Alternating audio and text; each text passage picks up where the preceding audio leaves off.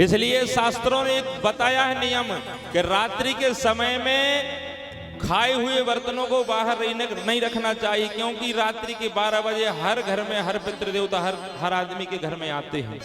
जिनके घरों में जूठे बर्तन पाए जाते हैं वो रुष्ट होकर के जाते हैं। और इतना तक कहा है कि बाल्टी गघरी भी अगर खाली है तो उनको पलटा के रख देना चाहिए, उनको खाली सीधे नहीं रखना चाहिए, उससे भी हमारे लिए बड़ा दोष लगता है। भाई पहली बात तो हमारे रखने का अधिकार नहीं है कि खाए हुए बर्तनों को रात भर रखो, ये तो राक्षसों का काम है। कोई बयान चाहे कभी अगर ऐसी स्थिति बन जाए तो अपने घर में ही उनको ढक करके रख लो, सुबह जल्दी से उनको साफ कर लो।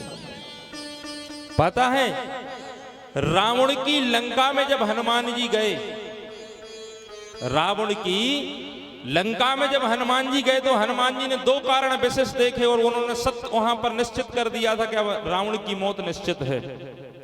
दोनों की बात सुनिए। क्या? पहला उन्होंने कारण देखा कि रावण की रसोई में झूठे हुए बर्तन पड़े हैं, खाए हुए बर्तन 2 दिन के, और उन्हीं भोजन करते हुए बर्तनों में रात के समय में दही भी खा करके छोड़ दिया गया है, मठा भी खा करके छोड़ दिया गया है।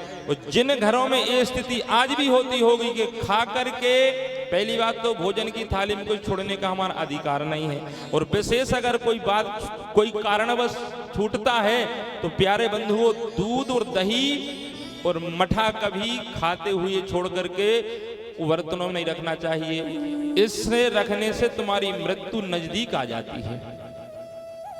और पहली बात यह है कि रात्रि के समय में दही खाना ही वर्जित है। तो हनुमान जी ने देखा था कि रावण के खाए हुए बर्तनों में दही खाया हुआ पड़ा है, तो राम जी से आकर के हनुमान जी ने कहा था कि सारी प्रतिक्रिया समाप्त हो गई है, रावण की अब समय नजदीक आ, प्रभु आपके कर कमलों से उसका उद्धार करिए। तो इन बातों को आप ध्यान रख लीजिए, ये घर की बहुत विशेष चीजें हैं हमारे लिए मानने की।